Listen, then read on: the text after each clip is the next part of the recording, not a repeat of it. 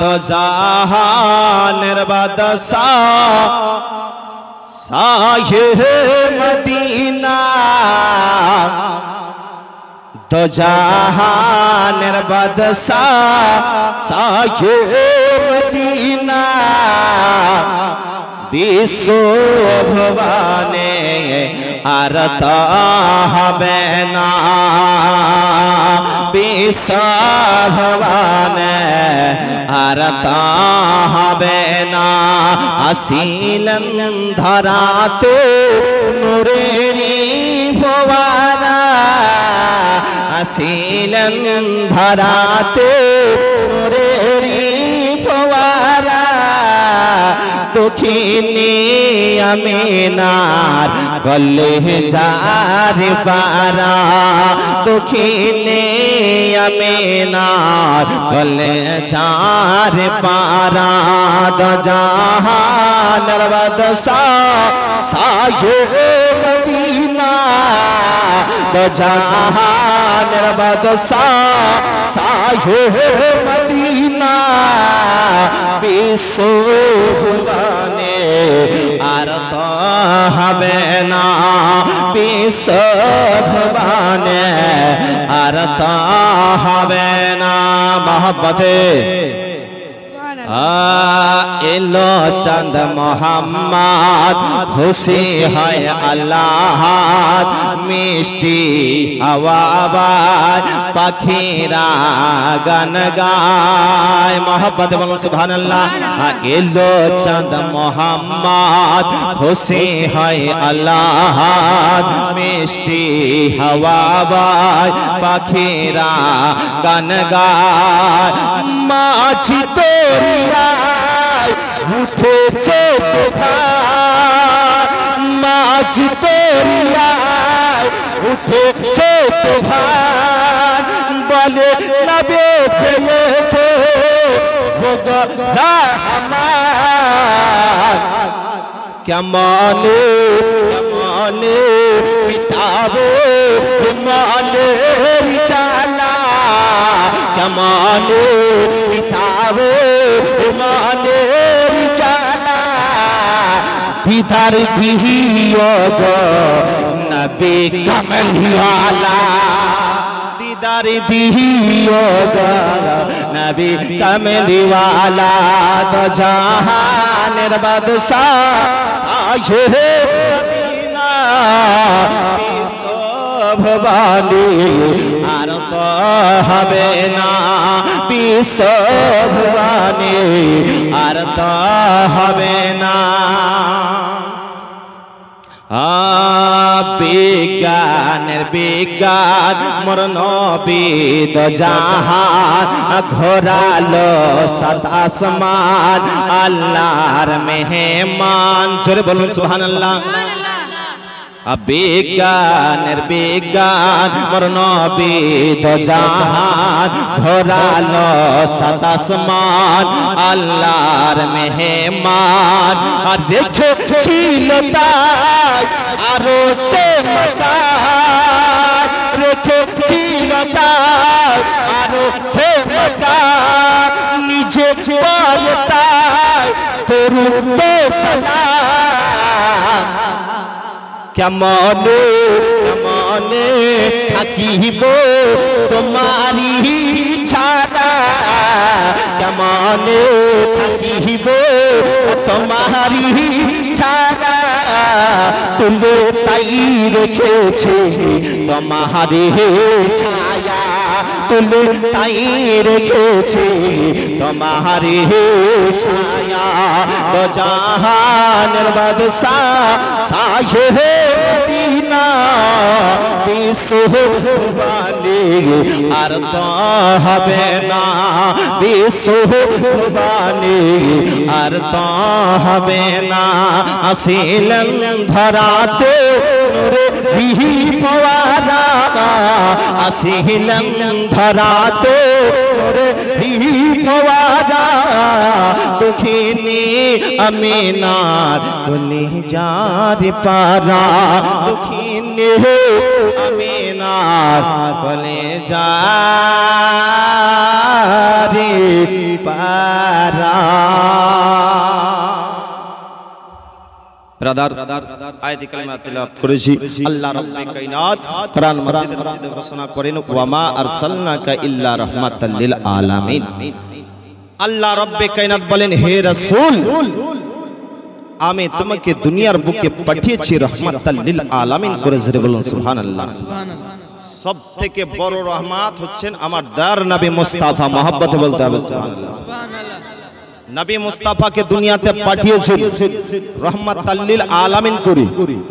নবী আমার শুধু মানব জাতির জন্য রহমত না, নবী আমার পশু পাখির জন্য রহমত, নবী আমার কীট পতঙ্গের জন্য রহমত, নবী আমার পাহাড় পর্বতের জন্য রহমত, নবী আমার জলরাশির জন্য রহমত, নবী আমার জিন জাতির জন্য রহমত, নবী আমার ফেরেশতা জগতের জন্য রহমত। এক কথায় তার নবী মুস্তাফা সাল্লাল্লাহু তাআলা আলাইহি ওয়াসাল্লাম 18000 মাখলুকাতের জন্য রহমত। সুবহানাল্লাহ। ব্রাদারি মিল্লাত ইসলামিয়া নবী আমার কেমন রহমত এই প্রসঙ্গে আপনাকে কিছু আপনাকে শোনাবো, তারপরে আপনাকে শোনাবো যে নবীকে সাহাবায়ে কেরামগণ কেমন ভালোবাসতেন, নবী আমার কেমন রহমত। আসুন মদিনা শরীফে 7 বছরের বাচ্চা চাচার দরবারে আসলেন। চাচাজি আমার মা আজকে 7 দিন থেকে ঘর থেকে বের হতে পারছে না। চাচা আমার মায়ের পরনে একটাই কাপড়, আমার মা ঘর থেকে বের হতে পারে। চাচার কাছে আসার পরে বলতে আছেন চাচা গো আপনার কাছে যদি কোনো টাকা পয়সা থাকে, যদি কোনো কাপড় থাকে তো একটু ব্যবস্থা করে আমাকে দিন।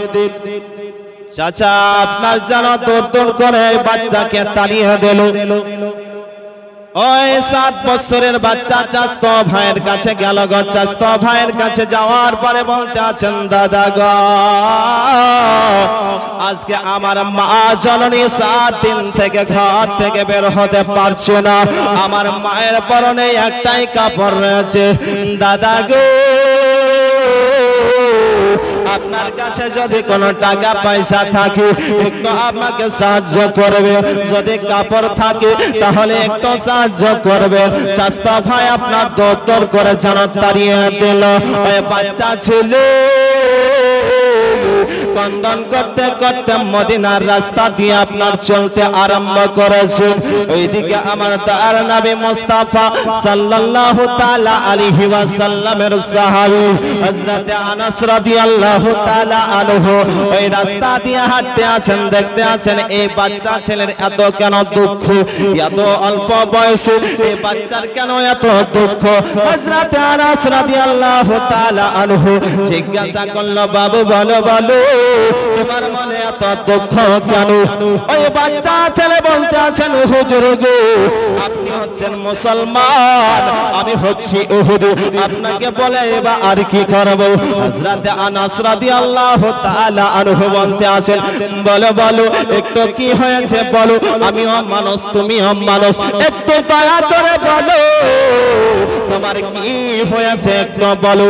ওই 7 বছরের বাচ্চা বলতে আছে হুজুর গো আজকে আমার মা জননী 7 দিন থেকে ঘর থেকে বের হতে পারছে না, আমার মা জননীর পরনে একটাই কাপড়, আমার মা ঘর থেকে বের হতে পারছে না। হযরত আনাস রাদিয়াল্লাহু তাআলা আনহু বললেন বাবু তোমাকে একটা আমি দরবার বলে দেব, ওই দরবার যদি চলে যাও ওই দরবার থেকে কেউ খালি হাতে ফিরে আসবে না।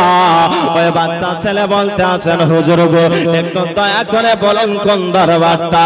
হযরত আনাস রাদিয়াল্লাহু তাআলা আনহু বলতে আছেন যাও মুহাম্মদ রাসূলুল্লাহ সাল্লাল্লাহু তাআলা আলাইহি ওয়াসাল্লামের দরবার। জোরে বলুন। ওই বাচ্চা ছেলে বলতে আছেন মুহাম্মাদের দরবার না না আমি যাব না। যেই কলমা পড়ে মুসলমান বানায় বলে হ্যাঁ না না আমি ওই দরবারে যাব না। মা জননীর কাছে আসলেন গো, আসার পরে মা জননী বলতে আছে বেটারে তুমি কি আমার জন্য কাপড় পেয়েছো রে বেটা? তার ছেলে বলতে আছে মা গো আমি কাপড় তো পাইনি, তবে একটা দরবার আমি খবর পেয়েছি।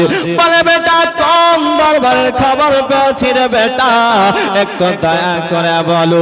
তার বেটা বলতে আছে মা গো আমি মুহাম্মদ রাসূলুল্লাহ সাল্লাল্লাহু তাআলা আলাইহি ওয়াসাল্লামের দরবার খবর পেয়েছি। মা জননী বলে বেটা রে 7 দিন কি 7 মাস যদি ঘর বন্দী হয়ে থাকতে হয় রে বেটা, তবে মুহাম্মাদের দরবার যেও না, কারণ মুহাম্মদ সুযোগ পেলে মানুষকে কলমা পড়ে মুসলমান বানিয়ে দেয়। না বেরাদার, নবী আমার জোর জবরদস্তি কাউকে কলমা পড়ে মুসলমান বানান না। নবীর কিরদারের বলে, নবীর ভালোবাসা ব্যবহার দেখে কলমা পড়ে মুসলমান হয়। জোরে বলুন সুবহানাল্লাহ।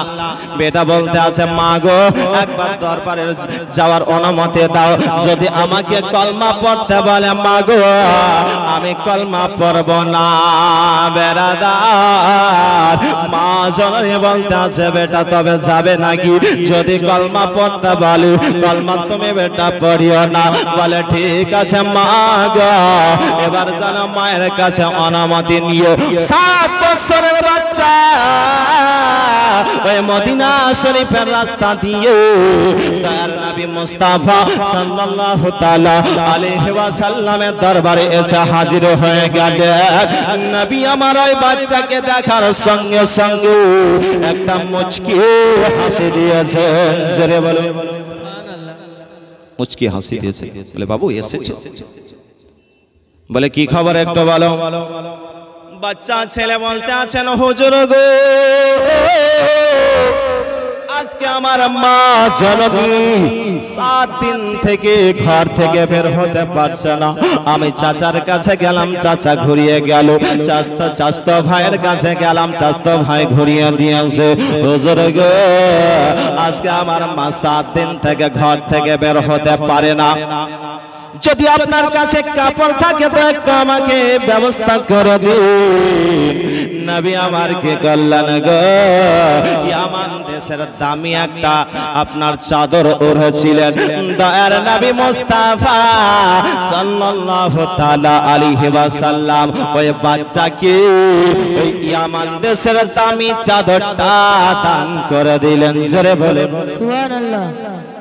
বাচ্চা ছেলে বলতে আছেন হুজুর গো আমার মায়ের কাপড়ের প্রয়োজন, শাড়ির প্রয়োজন।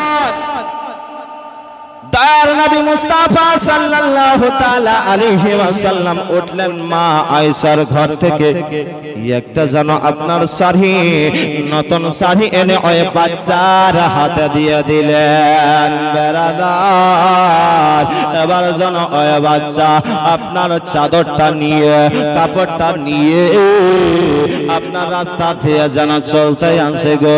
ওই বাচ্চার চোখে আর পানি ভরা না, ওই বাচ্চার চোখ আর ভেজা নাই। ওই বাচ্চা খুশি মহানে মা জননীর কাছে গেলেন। মা জননী বলে বেটা রে শাড়িকে পেয়েছে রে বেটা। মা বলতে আছে, বেটা বলতে আছে মা গো শাড়ি তো পেয়েছি, শীতে ওঠার জন্য একটা তোমার জন্য চাদর দিয়েছে। জোরে বলুন সুবহানাল্লাহ। ব্রাদার মিল্লাত ইসলামিয়া মা জননী বলতে আছে বেটা তোমাকে কি কলমা পড়িয়েছে রে বেটা? বলতে আছে মা গো না না আমাকে কলমা পড়ায়নি, ওই সব কিছু কথায় বলেননি। বেরাদার, ওই মেয়েটা আপনার কি ছিল গো? যাতে ইহুদি ছিল। ওই চাদরটা নেওয়ার পর টুকটুক করে যেন দেখতে আসে। দেখতে দেখতে ওই মেয়েটা নবী মুস্তাফার চাদর একটা জাগাস করে চুম্বন দিয়ে দিলে। চুম্বন দেওয়ার পরে দিলের মধ্যে এখন বলে ফায়দা হয়ে গেছে গো। বলে বেটা রে আর আমাকে এই জায়গাতে রাখিও না রে বেটা, আমাকে একটু তুমি নিয়ে চলো মুহাম্মাদের দরবার। মা জননীকে সঙ্গে করে নিও, নবী মুস্তাফার দরবারে হাজির করে দিলেন। ওই মেয়েটা কোরআন জানতো না গো। নবী মুস্তাফার দরবারে যাওয়ার পরে এই ব্যক্তি যেন কোরআন তেলাওয়াত করতে আরম্ভ করেছে।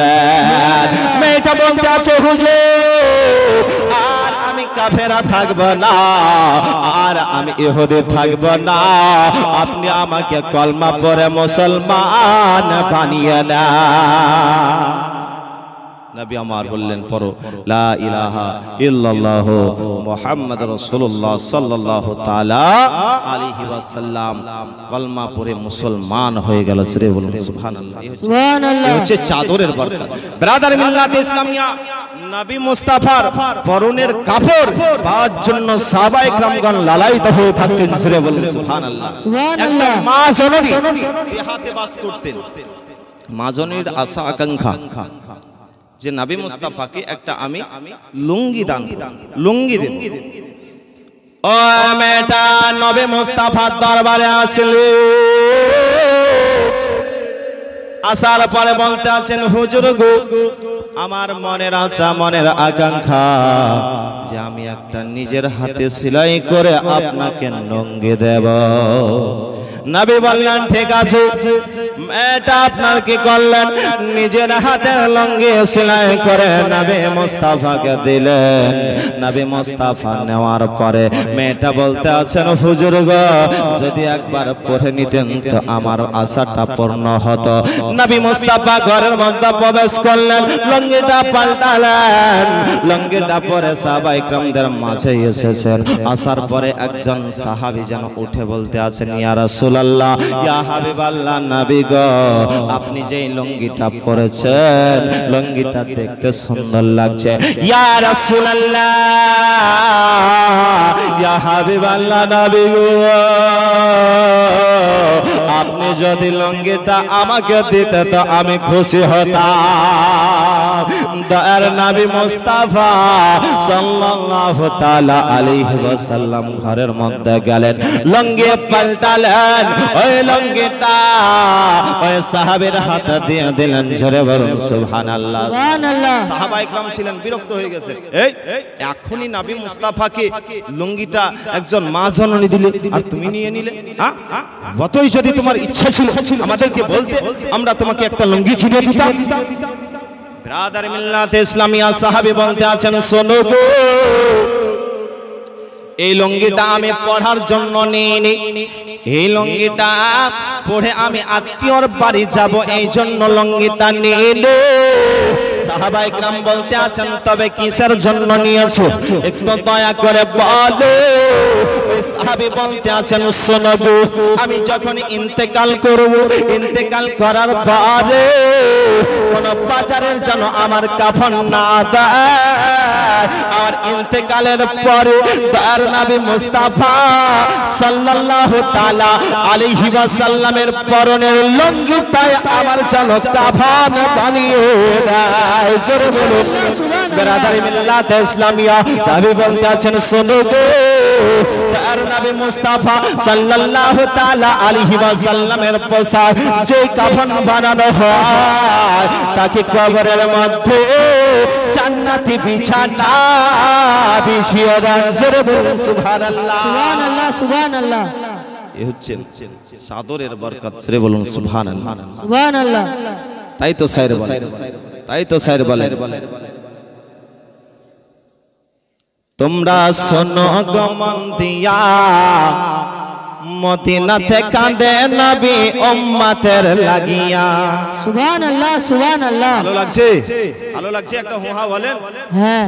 তোমরা শোনো গো মন দিয়া মদিনাতে কাঁদেন নবী উম্মতের লাগিয়া। তোমরা শোনো গো মন দিয়া মদিনাতে কাঁদেন নবী উম্মতের লাগিয়া। হায় হায় দরুদ সালাম, দরুদ সালাম পাঠাও নবীর পাগল হইয়া। হায় হায় দরুদ সালাম পাঠাও নবীর পাগল হইয়া তোমরা শোনো গমন দিয়া মদিনাতে কাঁদেন নবী উম্মতের লাগিয়া তোমরা শোনো গমন দিয়া মদিনাতে কাঁদেন নবী উম্মতের লাগিয়া তোমরা শোনো গমন দিয়া মদিনাতে কাঁদেন নবী উম্মতের লাগিয়া হায় হায় বনের পাখি হইলে আমি চাইতাম ওরাল দিয়া হায় হায় বনের পাখি হইলে আমি চাইতাম ওরাল দিয়া তোমরা শোনো গমন দিয়া মদিনাতে কাঁদেন নবী উম্মতের লাগিয়া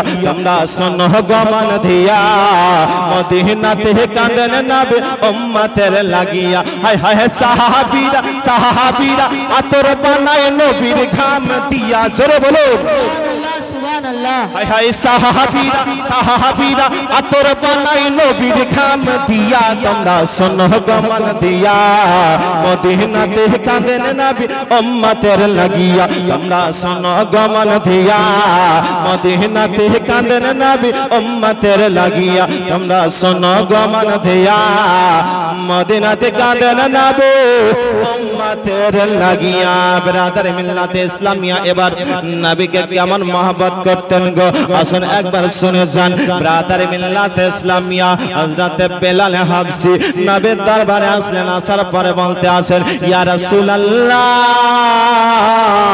আমার নিকটে তো আর সময় না একবার ইমানের কলমাটা পড়িয়ে আমাকে মুসলমান বানিয়ে নেন নবী আমার বললেন বেলাল তুমি যদি কলমা পড়ে মুসলমান হও তাহলে তোমাকে এখানে এসে আমি ইসলামের শিক্ষা দেব নবী আমার বেলালকে কলমা পড়ে মুসলমান বানালেন নবী আমার বলতে আছেন বেলাল এখন যে তুমি কলমা পড়লে এই কলমার প্রচারটা করিয়ে দিও না রে বেলাল এখন মুসলমান কম আছে অতএব শোনো গো এখন কলমার প্রচারটা করে দিও না বেরাদার হযরত বেলাল কি করলেন কিছুদিন পরে তিনি আর থাকতে পারলেন না গো ঈমানের এত জোশ যেন বেড়ে গেছে গো হযরত বেলাল চিন্তা করছে অন্য ধর্মের লোকেরা যেন তারা বুক ফুলিয়ে তারা নিজের ধর্মকে প্রচার করছে আমি চুপ থাকতে পারবো না ঈমানের এত জোর বেড়ে গেল গো হযরত বেলাল হাবশী কি করলেন সকাল বেলায় আপনার ওট গরু ছাগল নিয়ে রাস্তা দিয়ে যেতেছিলেন যেতে যেতে কি করলেন কাবা শরীফের মধ্যে প্রবেশ করলেন গো বেরাদার যে কাবা নবী মুস্তাফা দুনিয়াতে আসার সঙ্গে সঙ্গে ওই কাবা যেন ঢুকে গিয়েছিল নবীকে সালাম করেছিল জোরে বলুন সুবহানাল্লাহ কাবাকে জিজ্ঞাসা করা হলো ও কাবা তুমি কেন হেলাধুলা করতে আসো আবার জবান খুলে গেল নবী মুস্তাফা দুনিয়াতে এসেছে ওই জন্য আমি মসজিদে ঝুমতে আছি জোরে বলুন সুবহানাল্লাহ নবী মুস্তাফাকে আমি সালাম করতে আসি বেরাদার হযরত বেলাল কি করলেন ওই কাবা শরীফের মধ্যে যেন প্রবেশ করলেন ওই কাবা শরীফের ভিতরে 360টি জন মূর্তি রাখা ছিল গো তারা মসজিদ কাবা শরীফকে অপবিত্র করে রেখেছিল হযরত বেলাল যেন আপনার কাবা শরীফের ভিতরে প্রবেশ করেছে কাবা শরীফের ভিতরে যাওয়ার পরে দেখতে আছে সারি সারি মূর্তি সাজানো রয়েছে হযরত বেলাল ওই কাবা শরীফের কাছে যাওয়ার পরে মূর্তিদের সামনে গেল মূর্তিদের সামনে যাওয়ার পরে বলতে আসি তোমাদেরকে যারা ইবাদত করে তোমার যারা পূজা করে তাদের মতন পাগল জগতে নাই কারণ তুমি তো নিজের শরীর থেকে মাছে হটাতে পারো না তুমি তো মানুষের উপকার করতে পারো না মানুষের ক্ষতি করতে পারো না আমি বেলাল তোমার গায়ে আমি থুথু ছিটাবো যদি তুমি রক্ষা করে নিতে পারো তাহলে আমি জানবো যে তোমার কাছে মাথা নত করে লাভ রয়েছে হযরত বেলাল কাবা শরীফের ভিতরে আপনার জানো ওই মূর্তিদের উপরে থুতু জানো সেটাতে আছে ওইদিকে আবু জেহেল উমাইয়া রাস্তা দিয়ে আসতেছিল গো রাস্তা দিয়ে আস্তে আস্তে উমাইয়া খবর পেল জানো এই কাবা শরীফের ভিতর থেকে মনে হচ্ছে আওয়াজ আসছে এত সকাল বেলাতে মানুষ কোথা থেকে আসলো গো এই কাবা শরীফের ভিতরে কে আছে উমাইয়া আবু জেহেল কাবা শরীফের ভিতরে প্রবেশ করলো যাওয়ার পরে দেখতে আসি আমাদের মূর্তির উপরে বেলাল যেন থুতু দিতে আছে বেরাদার বেলালকে যেন ধরতে গেল গো বেলালকে হাতে ধরতে পারল না বেলাল যেন আপনার মালিক মেজাজে ইবনে জাদানের বাড়িতে এসে হাজির হয়ে গেছেন উমাইয়া আবু জেহেল পেছন পেছন গিয়ে ইবনে জাদানের বাড়িতে হাজির হয়ে গেছে বলে ইবনে জাদান গো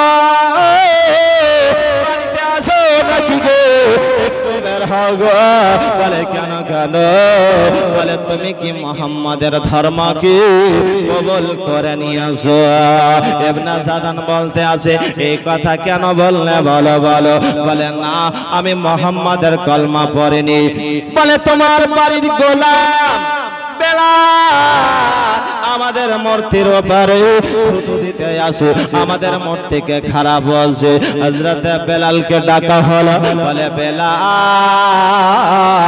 তুমি কি কলমা পড়েছো মুহাম্মাদের বেলাল বলতে আছে হ্যাঁ হ্যাঁ আমি মুহাম্মাদের কলমা পড়ে মুসলমান হয়ে গেছি জোরে বলুন সুবহানাল্লাহ সুবহানাল্লাহ সুবহানাল্লাহ ব্রাদার মিল্লাত ইসলামিয়া আব্দুল্লাহ ইবনে জাদান বলতে আছে ও বেলাল তুমি মুহাম্মাদের কলমাটা ছেড়ে দাও মুহাম্মাদের কলমাটা ছেড়ে দাও গো বেরাদার বলতে আছে না না আমি মুহাম্মাদের কলমা ছাড়ব না ইবনে জাদান যেন বলতে আছে তোমার যত টাকার প্রয়োজন হয় পয়সার প্রয়োজন হয় টাকা পয়সা দেওয়া হবে ব্রাদার মিল্লাত ইসলামিয়া বেলাল বলতে আছে টাকা পয়সার প্রয়োজন নয় দৌলতের প্রয়োজন নয় নবী মুস্তাফার গোলামীর আমার প্রয়োজন জোরে বলুন সুবহানাল্লাহ আবু জেহেল উমাইয়া বলতে আছে এ ইবনে জাদান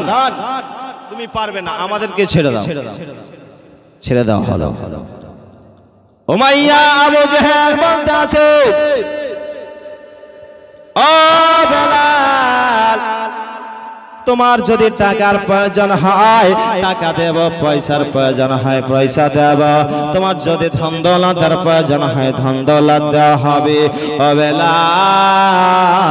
বেলাল তুমি মুহাম্মাদের কলমাটা ছেড়ে দাও মুহাম্মাদের কলমাটা ভোলা যাও হযরত বেলাল বলতে আছেন না না মুহাম্মাদের কলমা ছাড়ব না মুহাম্মাদের কলমা আমি ভোলা যাব না ইবনে জাদান জানো আপনার বলতে আছে আবু জেহেল উমাইয়া বলতে আছে তুমি যদি মুহাম্মাদের কলমা যদি না ছাড়ো তোমাকে শাস্তি দেওয়া হবে আঘাত দেওয়া হবে কষ্ট দেওয়া হবে বেলাল বলতে আছে আমি কষ্ট সহ্য করে নেব কষ্ট বরদাস্ত করে নেব কিন্তু মুহাম্মাদের কলমা ছেড়ে দেব না জোরে বলুন সুবহানাল্লাহ ব্রাদার মিল্লাত ইসলামিয়া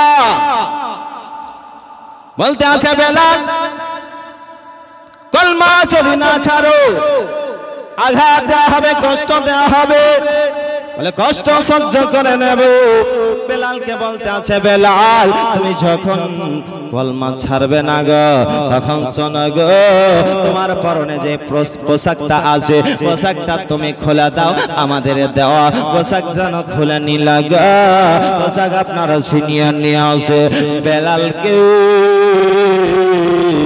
আপনার কি করেছে খালি গায়ে ওই শীতের টাইমে ঠান্ডার টাইমে কি করেছে রাত্রে বেলায় ও বেলালকে পাথরের উপরে বেঁধে দিয়ে নিয়ে খালি গায়ে রেখে দিয়েছে বেরাদার শীতের কনকনে ঠান্ডা দিয়ে বেলালকে যেন খালি গায়ে পাথরের উপরে বেঁধে রেখেছে গো সকাল বেলায় তারা যেন বলতে আছে বেলাল হয়তো মরে গেছে বেলাল হয়তো শেষ হয়ে গেছে গো বেরাদার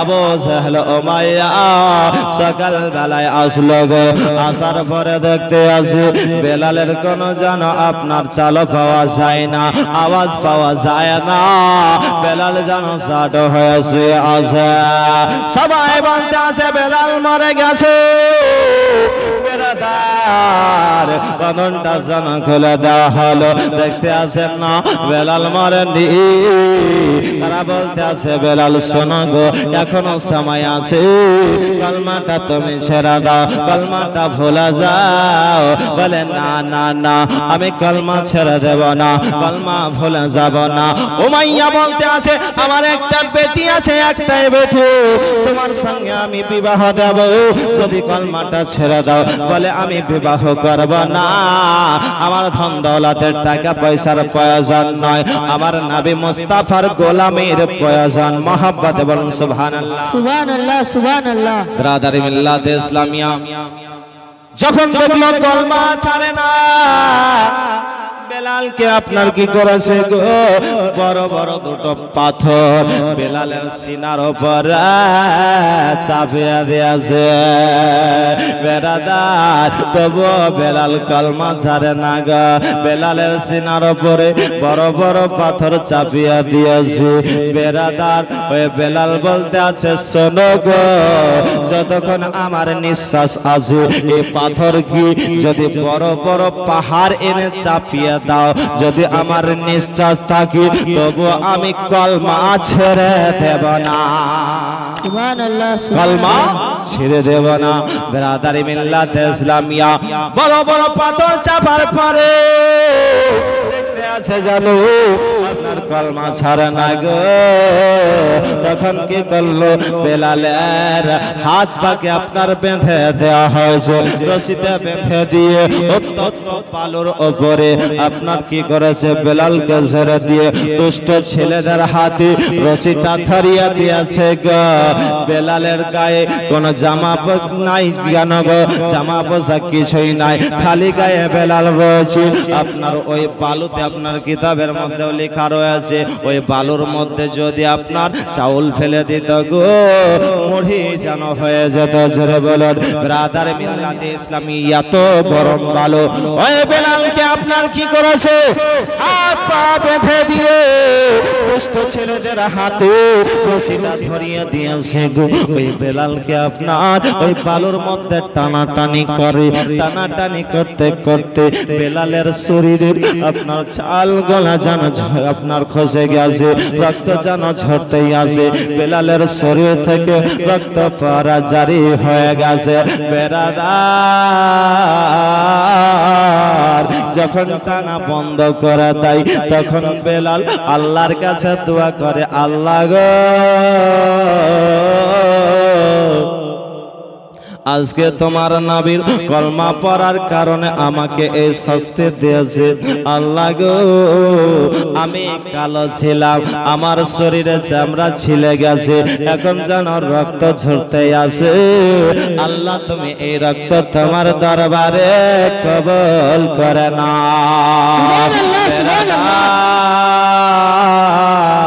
হযরত বেলালকে আপনার টানাটানি করে অনেক মানুষকে জমা করে দিয়েছে এবার যদি তোমরা কেউ কলমা পড়ো এইরকম শাস্তি দেওয়া হবে এইরকম আঘাত দেওয়া হবে বেরাদার ইতিমধ্যে হযরত আবু বকর সিদ্দিক রাদিয়াল্লাহু তাআলা আনহু ওই রাস্তা দিয়ে আসতেছিলেন গো রাস্তা দিয়ে আস্তে আস্তে দেখতে আছেন এত মানবগণের সমাগম কেন এত মানুষের ভিড় কেন হযরত আবু বকর সিদ্দিক রাদিয়াল্লাহু তাআলা আনহু করে ওই জায়গাতে এসে হাজির হলেন দেখতে আছেন বেলাল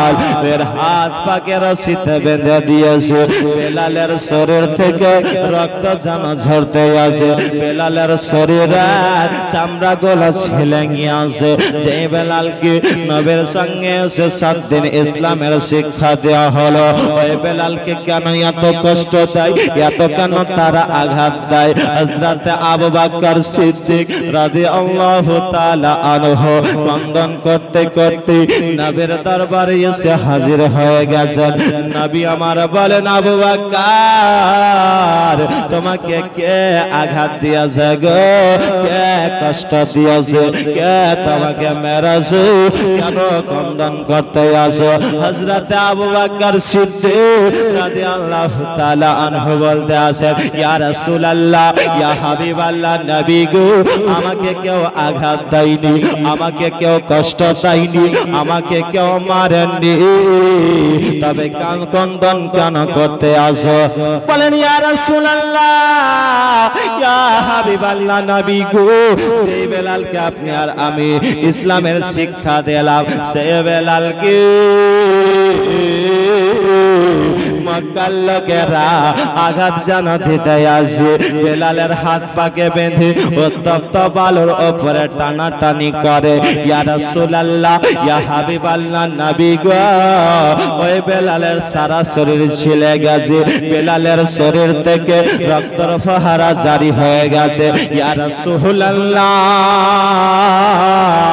ইয়া হাবিবাল্লাহ নবী গো আপনি যদি অনুমতি দেন তাহলে ওই বেলালকে খরিদ করে আপনার দরবারে হাজির করে দেব নবী আমার বলে আবু বকর সিদ্দিক যাও যাও তুমি বেলালকে খরিদ করে আনো হযরত আবু বকর সিদ্দিক রাদিয়াল্লাহু তাআলা আনহু 500 দিরহাম কেউ বলে 5 দিরহাম এই 500 দিরহাম নিয়ে ওই আবু জেহেল উমাইয়ার কাছে হযরত আবু বকর সিদ্দিক রাদিয়াল্লাহু তাআলা আনহু তিনি এসে হাজির হয়ে গেছেন বলে ও আবু জেহেল উমাইয়া তোমাদেরকে যদি বেলালকে ভালো না লাগে গো তাহলে আমি খরিদ করে নেব কত নেবে বলো আবু জেহেল বলতে আছে তুমি খরিদ করে নেবে বলে হ্যাঁ হ্যাঁ হ্যাঁ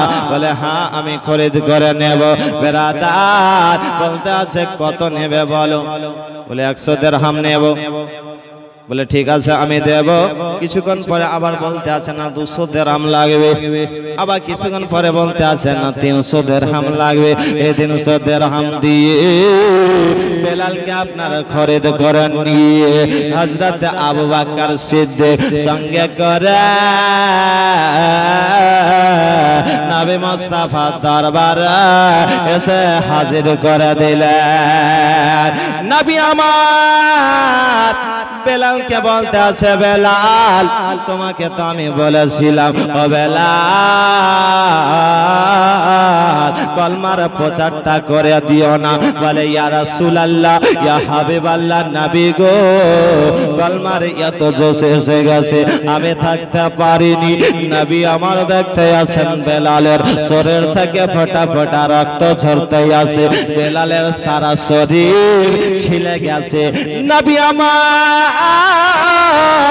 নুরানি ময় হাত বেলালের শরীরে রেখেছেন বেলাল বলতে আছেন ইয়া রাসূলুল্লাহ ইয়া হাবিবাল্লাহ নবী গো আবার যত কষ্ট হয়েছিল দুঃখ কষ্ট হয়েছিল সমস্ত দুঃখ কষ্ট দূরে সরে গেল ইয়া রাসূলুল্লাহ আপনার নুরানিময় হাত রাখাতে আমার সমস্ত ব্যথা বেদনা দূরে সরে গেল সুবহানাল্লাহ বিরাদারি মিল্লাত ইসলামিয়া তাহলে কলমার কত জোর ছিল ঈমানের কত জোশ ছিল এত কষ্ট দেওয়ার পরে আপনার কলমা ছেড়ে দেননি বিরাদারি মিল্লাত ইসলামিয়া এই কলমার কত ফজিলত আছে জানেন হযরতে মুসা নবী আল্লাহর দরবারে আরজ করতে আছেন রব্বে কায়নাত এমন একটা আমাকে ওয়াজিফা শিখিয়ে দেন যেন সব সময় আপনার চর্চা করতে পারি আল্লাহ রব্বে কায়নাত বলতে আছেন মুসা পড়ো লা ইলাহা ইল্লাল্লাহু মুহাম্মাদুর রাসূলুল্লাহ সাল্লাল্লাহু তাআলা আলাইহি ওয়াসাল্লাম। মুসা বলতে আছেন আল্লাহ এটা তো সবাই পড়ে, আমার জন্য যেন খাস হয়ে যায়। আল্লাহ বলতে আছেন মুসা শোনো, সাত আসমান সাত জমিনকে এক পাল্লায় চাপিয়ে দাও, কলমার পাল্লাকে অপর পাল্লায় চড়িয়ে দাও, সাত আসমান সাত জমিনের পাল্লা হালকা হয়ে যাবে, কলমার পাল্লা ভারী হয়ে যাবে। সুবহানাল্লাহ সুবহানাল্লাহ। বলতে আছে মুসা এর থেকে বড় ওজিফা আর কি হতে পারে? আল্লাহ এবং আল্লাহ রাসূলের গুণগান করবে, চর্চা করবে, এর থেকে বড় ওজিফা কি হতে পারে? ব্রাদার মিল্লাতে ইসলামিয়া হযরতে বেলাল, আপনার বেলালকে এত কষ্ট দেওয়া হলো তবুও কলমা ছেড়ে দিলেন না।